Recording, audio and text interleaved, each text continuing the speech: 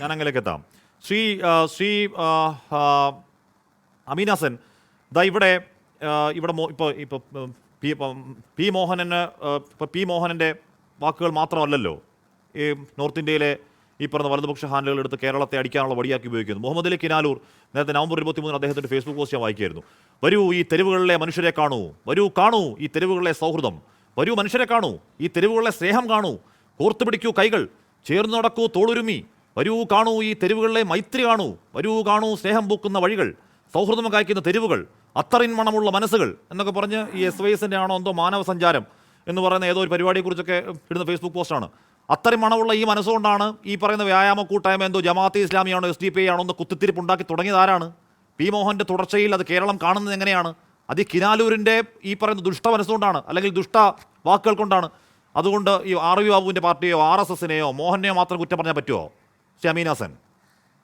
ഹാഷ്മി, എന്നെ വലിയ രീതിയിൽ അത്ഭുതപ്പെടുത്തിയ ഒരു വിവാദമായിരുന്നു യഥാർത്ഥത്തിൽ ഈ മെക്സവനെ കുറിച്ചുള്ള വിവാദം. എൻ്റെ കാരണം ഞാൻ ഈ സംഘടനയെക്കുറിച്ച് മനസ്സിലാക്കുന്നത് കഴിഞ്ഞ ഒരു മാസം മുൻപെങ്ങാനും എൻ്റെ വീട്ടിൽ ചെല്ലുമ്പോൾ എൻ്റെ മോള് 2 വയസ്സേ ഉള്ളവൾക്ക് അവൾ യൂട്യൂബിലോ മറ്റോ മെക്സവൻ്റെ ഒരു വീഡിയോ കണ്ടിട്ട് എന്നെ ഈ എക്സസൈസ് പഠിപ്പിക്കാനുള്ള അവളുടെ ഒരു തമാശ പോലെയാണ് ഞാൻ ആദ്യമായിട്ട് ഇത് കാണുന്നത്.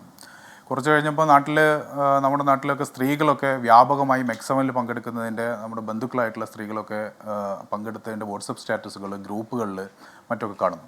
പിന്നീട് പൊടുന്നനെ കേൾക്കുന്നത് മോഹനൻ മാസ്റ്ററുടെ ഒരു പ്രസ്താവനയെ അനുബന്ധിച്ചുള്ള ഒരു വാർത്തയാണ്. ഇപ്പോൾ താങ്കൾ പറഞ്ഞതുപോലെ മുഹമ്മദ് അലി കിനാലൂറിൻ്റെ ഒരു പ്രസ്താവനയും. ആരാ ഈ മുഹമ്മദ് അലി കിനാലൂർ?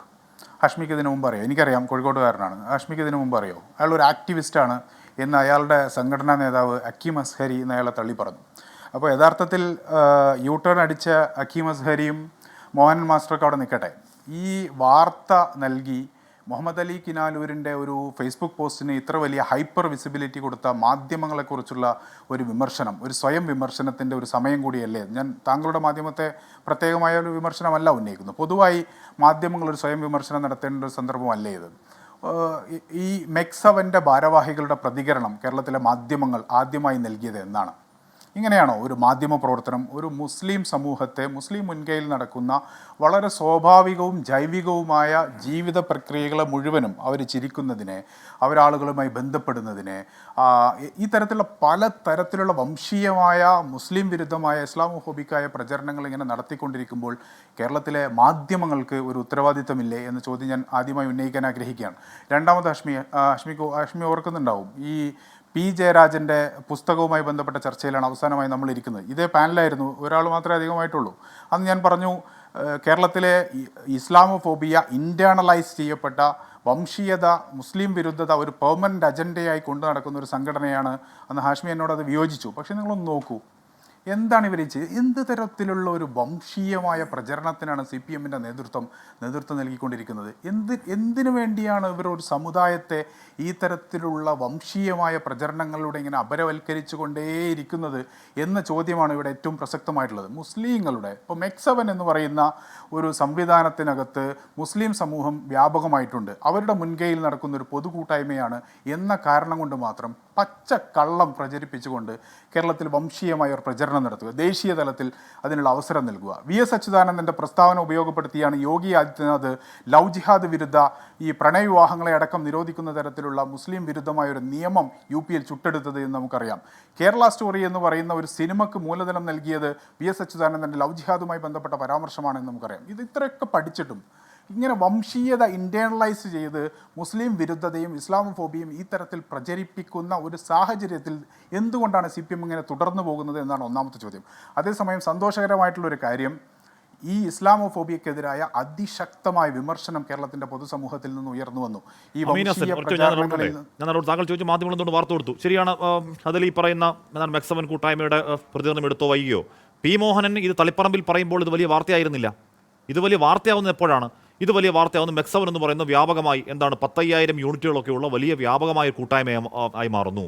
അതിനകത്തെ, ആ സംഘടനയ്ക്കകത്തെ അതിൻ്റെ ഒരു യുവജന സംഘടനയുടെ ഒരു ജില്ലാ അധ്യക്ഷൻ വന്ന് SYSൻ്റെ ജില്ലാ അധ്യക്ഷൻ പറയുമ്പോഴേക്കും അത് ആ സംഘടനയുടെ നിലപാട് എന്ന നിലയ്ക്കല്ലേ ആദ്യം കാണുകയുള്ളൂ. മാത്രമല്ല, എന്താണ് പേരോട് സക്കാഫി എന്ന് പറയുന്നൊരു ഉസ്താദ് സമാനമായ കാര്യം പറഞ്ഞില്ലേ?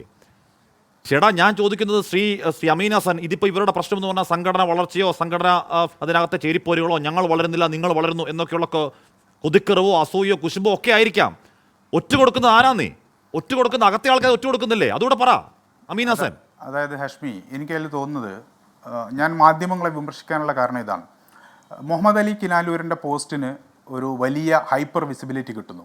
കേരളത്തിൽ ഈഴവ ബുദ്ധിജീവികളായിട്ടുള്ള നിരവധി ആളുകൾ ഈ ഇസ്ലാമോഫോബിയ പ്രചാരണത്തിനെതിരായിട്ടുള്ള ശക്തമായ പ്രതികരണങ്ങൾ നടത്തി. താങ്കൾ നേരത്തെ മുഹമ്മദ് അലിയുടെ പ്രസ്താവന വായിച്ചല്ലോ.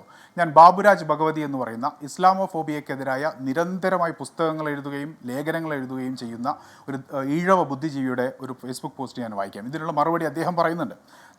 നമ്മുടെ മാധ്യമങ്ങൾ എന്തിന് പ്രാധാന്യം നൽകുകയും എന്ത് തമസ്കരിക്കുകയും ചെയ്യുന്നു എന്നതിനെക്കുറിച്ച് പറയാൻ വേണ്ടിയിട്ടാണ്.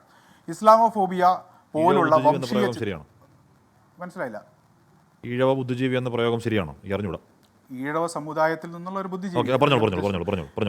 ഇസ്ലാമോഫോബിയ പോലുള്ള വംശീയ ചിന്തകൾ ഇന്റേണലൈസ് ചെയ്യുന്ന വിഭാഗം ഉണ്ടാകുക എന്നത് വംശീയതയുടെ തന്നെ പ്രത്യേകതയാണ്. മുഹമ്മദ് അലി കിനാലൂരിനെ കുറിച്ചുള്ള അദ്ദേഹത്തിൻ്റെ നിരീക്ഷണമായിട്ടാണ് ഞാൻ അതിനെ മനസ്സിലാക്കുന്നത്. ഇവിടെയും അതുണ്ടായി. ഇത്തരം വിഭാഗങ്ങൾ ഇസ്ലാമോഫോബിയയുടെ പ്രാഥമിക ഉറവിടമല്ല. എന്നിട്ടും ഇവരെ പ്രാഥമികമായി കാണുന്ന ഒരു ചിന്ത ഇതിനിടയിൽ വളർന്നു വന്നു. തെറ്റായ പ്രാഥമിക ഉറവിടം കണ്ടെത്തുന്നതും ഇസ്ലാമോഫോബിയയുടെ പ്രത്യേകതയാണ്. നിർവചനാധികാരം ആർക്കാണെന്ന് പരിശോധിച്ചാണ് പ്രാഥമിക ഉറവിടമാണോ എന്ന് തിരിച്ചറിയുന്നത്. അങ്ങനെ നോക്കുമ്പോൾ കേരളത്തിൽ നിർവചനാധികാരം കൈയാളിയത് മോഹനനാണ്. ഇസ്ലാമോഫോബിയക്കെതിരായ പോരാട്ടത്തിൽ ഈ തിരിച്ചറിവ് പ്രധാനമാണ്. ഞാൻ പറയുന്നത്, നിങ്ങൾ പേരോട് സക്കാഫിയുടെയും ഹക്കീം അസ്ഹരിയുടെയും പ്രസ്താവന എടുത്ത് പരിശോധിച്ച് നോക്കൂ. അവരുടെ സ്ത്രീകളുടെ പൊതു ഇടത്തിലെ ഇടപെടലുമായി ബന്ധപ്പെട്ടുള്ള ഒരു സവിശേഷമായ കാഴ്ചപ്പാടിൽ നിന്നുകൊണ്ടാണ് അവർ മിക്സ് അവനെ വിമർശിക്കുന്നത് എന്ന് നമുക്ക് കാണാൻ കഴിയും. സാധാരണഗതിയിൽ മുസ്ലിം പണ്ഡിതന്മാരുടെ ഇത്തരം പരാമർശങ്ങളെ, സ്ത്രീവിരുദ്ധ പരാമർശങ്ങളെ വലിയ തരത്തിലുള്ള ഹൈപ്പർ വിസിബിലിറ്റി നൽകിക്കൊണ്ട് അതിനെ നിശിതമായി വിമർശിച്ചുകൊണ്ടാണ് പൊതുവെ മാധ്യമങ്ങൾ ചർച്ച നടത്തുക. ഇവിടെ അതും ഉണ്ടായില്ല. ഹക്കീം അസ്ഹരിയുടെ, പേരോട് സക്കാഫിയുടെ ഒരുപക്ഷെ സ്ത്രീവിരുദ്ധം എന്ന് വിവക്ഷിക്കാവുന്ന ഒരു പ്രസ്താവനയെ ആഘോഷിക്കുന്ന, അതിനെ കൂടെ നിർത്തുന്ന, ശരിയാണ് സ്ത്രീകൾ പുറത്തിറങ്ങി വ്യായാമം നടത്തുമ്പോൾ ബുദ്ധിമുട്ടുന്ന ആൾക്കാരുണ്ടാവും. പക്ഷെ അത്രയും മണമുള്ള ഈ മഹാന്റെ പ്രശ്നം അതല്ലായിരുന്നല്ലോ തുടക്കത്തിൽ വന്ന. അല്ല പ്രശ്നം അല്ലല്ലേ ഞാൻ പറഞ്ഞ ശ്രീ അമീൻ ഹസൻ, ഇത് ആദ്യം പുറത്തു വരുമ്പോൾ ഈ പറയുന്ന സ്ത്രീകൾ പുറത്തിറങ്ങി വ്യായാമം കാണിക്കുമ്പോൾ ഉണ്ടാകുന്ന ബുദ്ധിമുട്ട് ചിലർക്കുണ്ടാവും. കുറ്റം പറയാൻ പറ്റില്ല, അത് ചിലർക്കുണ്ടാവും. അതല്ലല്ലോ അത്രയും മണമുള്ള മഹാന്റെ പ്രശ്നം. ഇതിൽ SDPIയോ ജമാഅത്തെ ഇസ്ലാം ഇതിന്റെ സംഘാടകരാരാണ്, ഇതിന് NGO എവിടെയാണ് എന്നൊക്കെയുള്ള ഈ പറഞ്ഞ കോൺസ്പിറസി തിയറി ആയിരുന്നില്ലേ അത്രയും മണമുള്ള മഹാന്റെ പ്രശ്നം? അതാണല്ലോ മാധ്യമങ്ങൾ ഏറ്റുപിടിക്കുന്നത്. അത് ഏറ്റുപിടിക്കും. കാര്യം ഈ പറയുന്ന ആ സമുദായത്തിനിടയിൽ സ്വാധീനമുണ്ടെന്ന് കരുതപ്പെടുന്ന ഒരു വിഭാഗത്തിന്റെ ഈ പറയുന്ന ആ മേഖലയിൽ പ്രവർത്തിക്കുന്ന ഒരാൾ പറയുകയാണ് അമീൻ ഹസൻ. അത് മുഹമ്മദ് അലി കിനാനൂറിൻ്റെ ധാരാളം എഴുത്തുകൾ, ഫേസ്ബുക്ക് പോസ്റ്റുകൾ നിങ്ങൾക്ക് കാണാൻ കഴിയും. ഒരൊറ്റ പ്രസ്താവന മാത്രം എന്തുകൊണ്ട് ഹൈപ്പർ വിസിബിലിറ്റി കിട്ടി എന്ന എൻ്റെ ചോദ്യം ഞാൻ അവിടെ ബാക്കി വെക്കുകയാണ്. അതേസമയം അദ്ദേഹത്തിൻ്റെ വിമർശനത്തിൻ്റെ കാതൽ എന്ന് പറയുന്നത് മുസ്ലിം സമുദായത്തിനകത്ത് പല തരത്തിലുള്ള അഭിപ്രായ വ്യത്യാസങ്ങളുണ്ട് എന്ന് മാത്രമല്ല, ഈ ഇസ്ലാമോഫോബിയ എന്ന് പറയുന്ന വംശീയത ഇൻറ്റേർണലൈസ് ചെയ്യപ്പെട്ട ആളുകൾ, സംഘടനകൾ മുസ്ലിം സമുദായത്തിനകത്തും ഉണ്ടാവാം. അതാണ് ഞാൻ നേരത്തെ പറയാൻ ശ്രമിച്ചത്.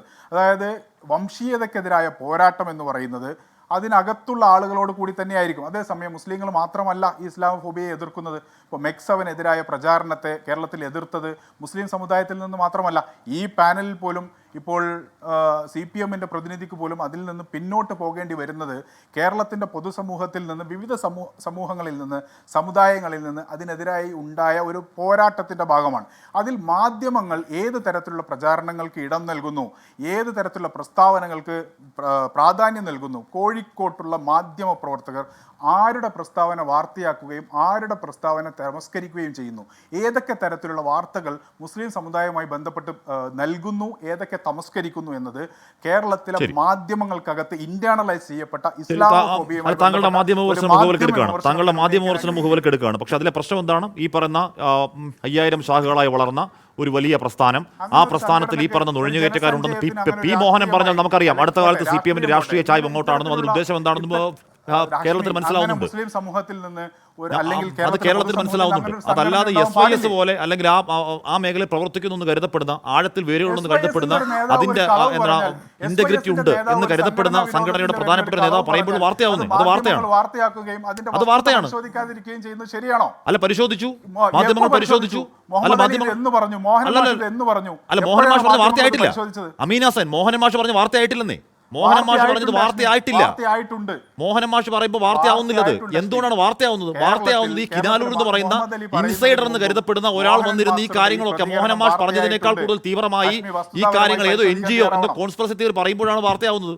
അല്ല മോഹനൻ മാഷ് അന്ന് പറഞ്ഞ 6-ാം തീയതി പറഞ്ഞ എന്നാ വാർത്തയായിരുന്നു? പരിശോധിക്കില്ല എന്ന് എത്ര ദിവസം കോഴിക്കോട്ടെ മാധ്യമ പ്രവർത്തകർ എടുത്തു? അല്ല അത് കഴിഞ്ഞിട്ട് ബീച്ചിലൊന്ന് ചെന്ന് പോയി പരിശോധിച്ചിരുന്നെങ്കിൽ പുറത്തു വരുമായിരുന്നില്ലേ? മാധ്യമ വിമർശനം ഉൾക്കൊള്ളാൻ കേരളത്തിലെ പൊതുസമൂഹവും മാധ്യമങ്ങളും തയ്യാറാവണം.